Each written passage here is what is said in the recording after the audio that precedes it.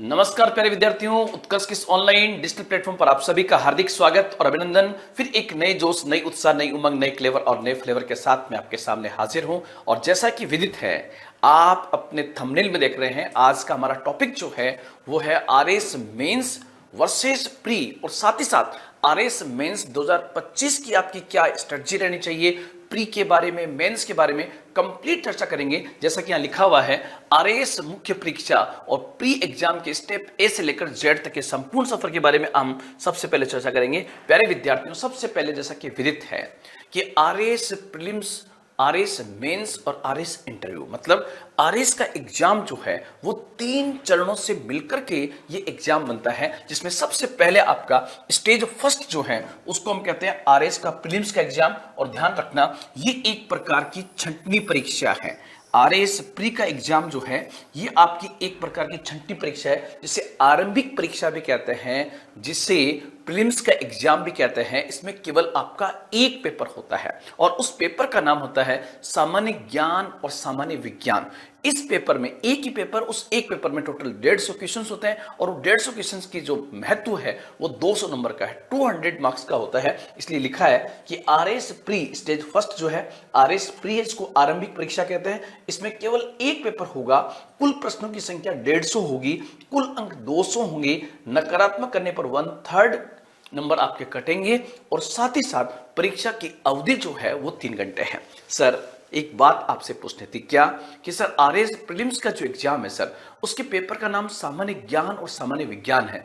Sir, सामान्य ज्ञान और सामान्य विज्ञान में सर हमें क्या क्या पढ़ना है? सर, आरएएस प्रीलिम्स के एग्जाम में प्यारे विद्यार्थियों ध्यान रखना, इस सामान्य ज्ञान और सामान्य विज्ञान के अंदर history, polity, geography, economy, maths, reasoning, science and technology, economy, current update, अंतरराष्ट्रीय खबरें, इन सब का सामान्य आपको ज्ञान होना जरूरी है। विशेष ज्ञान की यहां पर आवश्यकता नहीं है, सामान्य ज्ञान की आवश्यकता, चाहे पॉलिटी हो, चाहे हिस्ट्री हो, चाहे ज्योग्राफी हो। इसलिए जो आरएएस प्रीलिम्स का जो पेपर है वो बहुत इजी है अगर आप टू द पॉइंट सिलेबस के हिसाब से तैयार करते हो। मैं हमेशा आपको कहता हूं कि वो विद्यार्थी सबसे पहले आरएएस के एग्जाम को पास करते हैं, आईएएस के एग्जाम को पास करते हैं, जिनका सिलेबस जो है उनके टिप्स पर होता है। सिलेबस में यहां तक पता होना चाहिए कहां कोमा और कहां पर फुल स्टॉप का चिन्ह लगा हुआ है, ये हमें पूरी तरीके से पता होना चाहिए। तो पहले मैंने सबसे पहले कहा कि फर्स्ट स्टेज जो है वो आपका आरएएस प्रीलिम्स का एग्जाम है। जो सेकंड स्टेज आपकी मानी जाती है उसको हम कहते हैं आरएएस मेंस का एग्जाम। प्यारे विद्यार्थियों, मेंस की हम व्यापक चर्चा करेंगे। मेंस में कितने पेपर होते हैं? टोटल 4, कुल अंक 800, मतलब प्रत्येक पेपर 200 नंबर का, 200 इंटू 4 इक्वल टू 800 नंबर। अब वो कितने शब्दों में आता है? 15 शब्दों में, 50 शब्दों में और 100 शब्दों में ये आपका टोटल आता है। तो इसकी व्यापक चर्चा यहां पर हम करेंगे। तो और साथ ही साथ ध्यान रखना, जो मेरिट आपकी बनती है, जो प्रीलिम्स का एग्जाम है, ये मात्र एक छंटनी परीक्षा है, मतलब भीड़ से अलग करने का एक तरीका आपका यहां पर है, सिर्फ भीड़ से आपको अलग किया जाएगा। लेकिन मेंस का जो है ये 800 नंबर ये और प्लस 100 नंबर आपका ये, टोटल 900 नंबर की मेरिट बनती है। इसलिए प्यारे विद्यार्थियों, यहां ये क्लियर हो गया कि प्री का अपना महत्व तो है, लेकिन मेंस जो है, उस मेंस एग्जाम के लिए हमारे पास में अच्छे नंबर होना बहुत जरूरी है, क्योंकि मेरिट जो बनती है वो मेंस और इंटरव्यू के आधार पे बनती है और उसमें मेंस के नंबर का बहुत बड़ा महत्व है। ये 800 मार्क्स अपने आप में बहुत ज्यादा है। और इस क्रम में सबसे पहले होगा कि सर आरएएस मेंस का जो पेपर होता है सर, उस आरएएस मेंस में सर टोटल कितने पेपर होते हैं? तो प्यारे विद्यार्थी ध्यान रखना, आरएएस मेंस में टोटल 4 पेपर होते हैं। पेपर फर्स्ट का नाम है सामान्य अध्ययन, इसको हम इंग्लिश में कहते हैं GS first, general study paper first. ध्यान रखना, ये पेपर भी आपका 200 मार्क्स का है। उसके बाद सामान्य अध्ययन पेपर सेकंड, उसका नाम भी सामान्य अध्ययन सेकंड है, इसको हम कहेंगे जीएस पेपर सेकंड। और प्यारे विद्यार्थियों, ये भी 200 नंबर का है और प्रत्येक पेपर में 3 घंटे आपको मिलेंगे। पेपर थर्ड जो है उसका नाम भी है सामान्य अध्ययन पेपर थर्ड, मतलब मैं इसको भी लिखूंगा जीएस थर्ड पेपर, और ये भी आपका 200 नंबर का है, मतलब टोटल 800 नंबर है। और उस 800 नंबर में से प्यारे विद्यार्थियों आप लोग ध्यान रखना, 800 में से 600 नंबर की शुद्ध जीके एंड जीएस है, जिसका यहां पर नाम रखा गया है सामान्य अध्ययन, जनरल स्टडी। और एक पेपर जो आपका है सामान्य हिंदी और इंग्लिश का होगा, general Hindi and general English का होगा, ये भी 200 नंबर का है और ये आपके 3 घंटे का है। मतलब जो आपका भविष्य निर्धारित होने वाला है वो मुख्य परीक्षा के 12 घंटों में निर्धारित होगा। इन 12 घंटों की अपनी एक बहुत बड़ी महत्ता आपको यहां पर दिखाई देगी। तो सबसे पहले इसको फोकस करना बहुत जरूरी है, ये पता होना जरूरी है कि मेंस में, आरएस मेंस में टोटल 4 पेपर होते हैं। उन 4 पेपर में 3 पेपर जीएस के हैं, मतलब आपके 600 नंबर जीएस के, 200 नंबर हिंदी इंग्लिश के, तो टोटल 800 नंबर। और मैंने ये भी कहा 200 इंटू 4 इक्वल टू 800 नंबर होंगे, 12 घंटे में आपका डिसाइड होगा। अब होगा कि सर जीएस पेपर फर्स्ट में क्या है सर जीएस पेपर सेकंड में क्या है सर। और बहुत सारे बच्चे कमेंट्स कर रहे हैं कि सर प्रत्येक पेपर उसमें से कितने नंबर का होता है, तो इसकी भी विस्तृत व्याख्या यहां पर की जाएगी।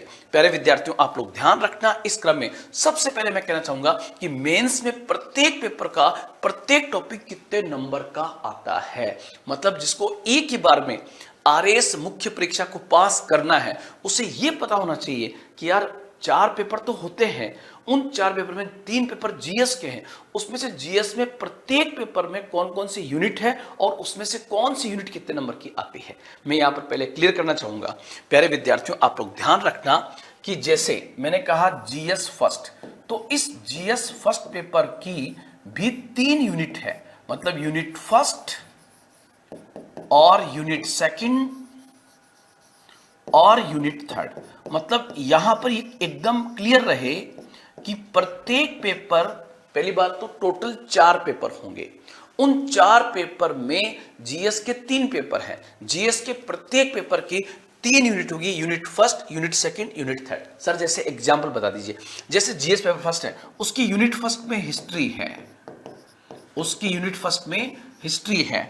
यूनिट सेकंड के अंदर यहां पर दे रखा है इकोनॉमिक्स या इकोनॉमी कह सकता हूं, और यूनिट थर्ड जो है उसमें 3 छोटे छोटे सेगमेंट दिए हुए हैं, जैसे समाज शास्त्र, मतलब प्रबंधन, समाजशास्त्र, प्रबंधन और लेखांकन। ये 3 टॉपिक यहां पर हो गए। इसका मतलब ये हुआ सर कि यूनिट फर्स्ट में केवल हिस्ट्री है, यूनिट सेकंड में इकोनॉमी है और यूनिट थर्ड में ये समाजशास्त्र, प्रबंधन और लेखांकन है। सर एक बात पूछने थे, यहां पर तो केवल 1 दिखाई दे रहा है, यहां 3 दिखाई दे रहे हैं। प्यारे विद्यार्थियों, यहां भी 3 है। सर 3 कैसे? यहां पर हिस्ट्री देखोगे तो राजस्थान की हिस्ट्री, उसके बाद में इंडियन हिस्ट्री, और इसके साथ में हो गई यहां पर ये आपकी आ गई वर्ल्ड हिस्ट्री, मतलब इसके भी आपके ये 3 पार्ट हुए। इकोनॉमी जो है उसके भी 3 पार्ट हैं, और इकोनॉमी के 3 पार्ट में इंडियन इकोनॉमी हो गई, राजस्थान की इकोनॉमी हो गई, और प्लस आपकी वर्ल्ड इकोनॉमी। तो यहां पर भी ये 3 पार्ट है। तो ये तो बहुत जरूरी पॉइंट हो गया कि पेपर फर्स्ट में 3 यूनिट, उस यूनिट में जीएस, यूनिट फर्स्ट में history, Rajasthan history, Indian history, world history, economy में इंडिया, राजस्थान, वर्ल्ड, और यूनिट थर्ड में समाजशास्त्र, प्रबंधन, लेखांकन। ऐसा तीनों पेपर में है, ये ध्यान रखना। इसलिए मैं इसको विस्तृत यहां पे मैंने समझाया। और ये भी ध्यान रखें, जैसे कुल 4 paper 200 into 4 equal to 800 marks. और जीएस पेपर फर्स्ट जो है, आप देखोगे जीएस पेपर फर्स्ट में यहां पर 1 यूनिट है हिस्ट्री, आपके टोटल 75 नंबर की होगी। मतलब जीएस पेपर फर्स्ट अगर 200 नंबर का है, उस 200 में से 75 नंबर की अकेले हिस्ट्री होगी। लेकिन उस हिस्ट्री के आप लोग ध्यान रखना, उसके फिर 3 पार्ट है, राजस्थान की हिस्ट्री, इंडियन हिस्ट्री और वर्ल्ड हिस्ट्री। उसके बाद इकोनॉमी जो है वो आपके 65 नंबर की है, और 60 नंबर का है sociology, management, auditing and accounting. ये पार्ट आपका 60 नंबर का हुआ। 60, 65 और 75 मिलके टोटल बन जाएगा आपका 200 नंबर। बहुत कम विद्यार्थी हैं जो इतना माइक्रो एनालिसिस करते हैं कि नहीं तो होगा क्या। आपने कई विद्यार्थियों को देखा होगा कि वो पूरे दिन पढ़ते रहते हैं लेकिन पास नहीं होते हैं। कारण क्या है कि उनको पहली बात तो सिलेबस पता नहीं है। अगर सिलेबस पता है तो कौन सा पेपर कितने नंबर का आता है ये पता नहीं है। ये पता होना भी बहुत जरूरी है, उससे हम समय का विभाजन, टाइम मैनेजमेंट बहुत बेहतर तरीके से कर सकेंगे। इसी प्रकार प्यारे विद्यार्थियों ध्यान रखना, जीएस पेपर सेकंड जो है वो भी आपका 200 नंबर का है। उसमें 65 नंबर की एथिक्स है, 70 नंबर का साइंस एंड टेक्नोलॉजी है और 65 नंबर की ज्योग्राफी है। सर क्या इनके भी पार्ट है? हाँ, ज्योग्राफी में वर्ल्ड, इंडिया, राजस्थान शामिल है, तो ये भी यहां पर बता रहे। GS third paper, GS third paper में आओगे तो ये भी आपका 200 नंबर का है। उसमें 75 मार्क्स की पॉलिटी एंड आईआर है, 75 नंबर की पॉलिटी एंड आईआर। फिर उसके बाद 65 नंबर का यूनिट सेकंड में आ गया पब्लिक एडमिनिस्ट्रेशन, जिसको लोक प्रशासन कहते हैं। और यूनिट थर्ड में 3 छोटे टॉपिक्स हैं जिसमें नाम आता है sports and yoga, behaviour and law. ये 3 आ गए, तो आप देख सकते हो यहां पर 3, 1 2 3, 1 2 3, 1 2 3 ये। और ध्यान रखना ये 3 पार्ट जो है ये आपको बहुत अच्छे से तैयार करना है। जैसे स्पोर्ट्स एंड योगा, ऐसा नहीं पूरे दिन पढ़ना है, ये 20 नंबर का है। व्यवहार 20 नंबर का, लॉ आपका 20 नंबर का है। अब आ गया जीएस पेपर फोर्थ। मैं कहता हूं कि कौन एसडीएम बनेगा और कौन कोऑपरेटिव इंस्पेक्टर बनेगा, ये आपका पेपर फोर्थ तय करता है। क्योंकि पेपर फोर्थ भी 200 नंबर का है, डिसाइडिंग है, कम से कम समय में बेहतरीन किया जा सकता है, लेकिन तैयार करना होगा हिंदी 120 नंबर की और इंग्लिश जो है वो आपके बहुत अच्छे से 80 नंबर की। यदि आप तैयार कर लेते हो तो निश्चित रूप से ये आपका एक प्लस पॉइंट यहां पर बन जाएगा। प्यारे विद्यार्थियों, सबसे पहले मैंने कहा प्रीलिम्स का एग्जाम क्या है, उसके बाद मैंने कहा मेंस क्या है। मेंस में टोटल 4 पेपर, प्रत्येक पेपर 200 नंबर, टोटल 800 नंबर। उस 800 में कौन सा टॉपिक कितने नंबर का है, ये माइक्रो एनालिसिस में मैंने आपके सामने किया। जैसे हिस्ट्री 75 नंबर की होगी, इकोनॉमिक्स 65 नंबर की होगी, सोशियोलॉजी 20 नंबर का होगा, मैनेजमेंट 20 नंबर का होगा, अकाउंटिंग एंड ऑडिटिंग 20 नंबर का होगा, एथिक्स 65 नंबर का, साइंस एंड टेक्स 70 नंबर का, ज्योग्राफी 65 नंबर का, पॉलिटी एंड आईआर मतलब भारतीय राज्य व्यवस्था और अंतर्राष्ट्रीय संबंध 75 मार्क्स के, पब्लिक एडमिनिस्ट्रेशन जो है 65 नंबर का, स्पोर्ट्स योगा 20 नंबर का, बिहेवियर 20 नंबर का, लॉ आपका 20 नंबर का, हिंदी आपके 120 नंबर की और इंग्लिश आपके 80 नंबर की। मतलब हमने पूरा मेंस का कौन सा टॉपिक कितने नंबर का आता है ये भी यहां पर डिसाइड कर लिया। अब बारी इसके बाद किसकी होगी सर? इसके बाद बारी होगी कि सर जब पेपर हम खोलेंगे तो अंदर से पेपर में कौन सा क्वेश्चन कैसे आएगा सर। तो प्यारे विद्यार्थियों ध्यान रखना, ये तुम्हें पता लग गया कि पेपर आएगा 15 शब्दों में, 50 शब्दों में और 100 शब्दों में। मतलब वर्ड लिमिट जो है, वर्ड लिमिट जो आपकी होगी वो वर्ड लिमिट को 3 भागों में बांटा गया है। एक आपका 15 शब्दों वाला होगा, एक क्वेश्चन 50 शब्दों वाला होगा, 100 शब्दों वाला होगा। सर हमें ये बता दो कि सर 15 शब्दों वाले कितने नंबर का होता है? तो प्यारे विद्यार्थियों 15 शब्दों वाला जो है ये 2 नंबर का होता है, 50 शब्दों वाला 5 नंबर का होता है, 100 शब्दों वाला 10 नंबर का होता है। इतनी स्ट्रेटजी पता होनी चाहिए। सर ठीक है सर, डन, ये पता लग गया। कहते हैं ना कि खुल जाएंगे सभी रास्ते, तो रुकावटों से लड़ तो सही, सब होगा हासिल, तो अपनी जिद पर अड़ तो सही। सबसे पहले इस बात की जिद पर अड़ना है कि मेरी रणनीति जो है बाकी विद्यार्थियों से सबसे बेहतरीन होनी चाहिए, ताकि मैं अपना बेस्ट करने का प्रयास कर सकूं। अब होगा सर, इसमें आप क्या समझाना चाह रहे हो कि जैसे हमें मुख्य परीक्षा का जीएस पेपर फर्स्ट मिला, उस जीएस पेपर फर्स्ट में 15 शब्दों वाले कितने क्वेश्चन आएंगे, 50 शब्दों वाले कितने क्वेश्चन आएंगे और 100 शब्दों वाले कितने आएंगे। जैसे आप देखो मैंने यहां पर लिखा जीएस पेपर फर्स्ट। इस जीएस पेपर फर्स्ट में पार्ट ए, मतलब आप देखोगे इसमें आप देखोगे तो यहां दे रखा है टोटल जीएस पेपर फर्स्ट जो है वो आपके 200 नंबर का है। 200 मार्क्स का आपका ये पूरा पेपर होगा, 200 नंबर का आपका पेपर होगा। उस 200 नंबर में डिवीजन कर दिया गया है। क्या? 50 नंबर, 80 नंबर, 70 नंबर। देखो 80 70 150 200 गए। सर इसका मतलब क्या है सर? मैं ये कहना चाह रहा हूं कि जीएस पेपर फर्स्ट जैसे आपके हाथ में होगा तो उस पेपर फर्स्ट में आप ध्यान रखना टोटल 25 क्वेश्चन होंगे 2 नंबर के। 25 क्वेश्चन होंगे 2 नंबर के, और 2 नंबर वाले क्वेश्चन कितने शब्दों में लिखना है? 15 शब्दों में। तो टोटल मार्क्स कितने हो गए? 25 इंटू 2 इक्वल टू 50। मतलब 2 मार्कर्स आपके पेपर फर्स्ट में 50 नंबर के होंगे।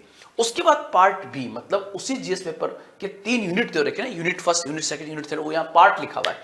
16 क्वेश्चन जो है वो आपके 5 नंबर के होंगे। 16 इंटू 5 इक्वल टू 80 नंबर का होगा। मतलब सर ये 50 क्या है? ये तो शब्द सीमा है, ये तो यहां पर शब्द है कि 50 शब्द और 100 शब्द, ये मैंने वर्ड लिख दिया। वापस रिपीट कर लो सर एक बार। वापस प्यारे विद्यार्थी ध्यान रखना, जीएस पेपर फर्स्ट जो होगा उस जीएस पेपर फर्स्ट में 25 क्वेश्चन होंगे 2 मार्कर्स, 25 2 50, 16 क्वेश्चन होंगे 5 नंबर वाले, 80 नंबर हो गए। 7 क्वेश्चन होंगे आपके 10 नंबर वाले, और 10 नंबर वाले क्वेश्चन कितने शब्दों में लिखना है? 100 शब्दों में। तो 10 इंटू 7 नंबर इक्वल टू 70 नंबर। ये हो गया कि जीएस पेपर फर्स्ट में कितने क्वेश्चन 15 शब्दों वाले होंगे, कितने क्वेश्चन 50 शब्दों वाले होंगे, और कितने क्वेश्चन 100 शब्दों वाले होंगे। एक विद्यार्थी को जब एग्जामिनेशन हॉल में जाए उससे पहले पहले पता होना चाहिए कि मेरे लगभग इतने क्वेश्चन इस पार्ट में आएंगे, तो उससे तैयारी और सटीक वहां पर हो जाती है। उसके बाद हम आगे बढ़े तो पेपर सेकंड के पास चलते हैं। GS paper second, GS paper second में जो आपका पार्ट ए है, मतलब उसमें 15 क्वेश्चन ऐसे होंगे जो आपके 2 नंबर के होंगे। 15 इंटू 2 इक्वल टू 30 नंबर। 14 क्वेश्चन ऐसे होंगे पेपर सेकंड में जो 5 नंबर वाले होंगे, 14 पंजे 70। और 10 क्वेश्चन ऐसे होंगे जो 10 नंबर वाले होंगे, 10 इंटू 10 100। सर फिर यहां पर क्या है? यहां पर दे रखी है शब्द सीमा, ये दे रखी है आपकी शब्द सीमा। मतलब 2 मार्कर लिखना 15 शब्दों में, 5 नंबर वाले क्वेश्चन होंगे 50 शब्दों में, और 10 नंबर वाले 100 शब्दों में। ये तक पता होना चाहिए जिन विद्यार्थियों को ये पता हो कि यार पेपर सेकंड में तो 2 मार्कर्स 30 नंबर के ही हैं, जबकि पेपर फर्स्ट में 2 मार्कर्स देखोगे आप तो वहां पर 50 नंबर के थे। ये अंतर आपको बहुत अच्छे से पता होना चाहिए। अगर ये अंतर आपको पता होगा तो इसका फर्क क्या पड़ेगा कि जैसे आप पेपर थर्ड में पहुंचोगे, पेपर थर्ड वापस वैसा ही आ रहा है जैसे पेपर फर्स्ट था। देखिए आप पेपर थर्ड में 25 क्वेश्चन आ रहे हैं 2 मार्कर्स, तो 25 इंटू 2 50 हो गए, 50 नंबर।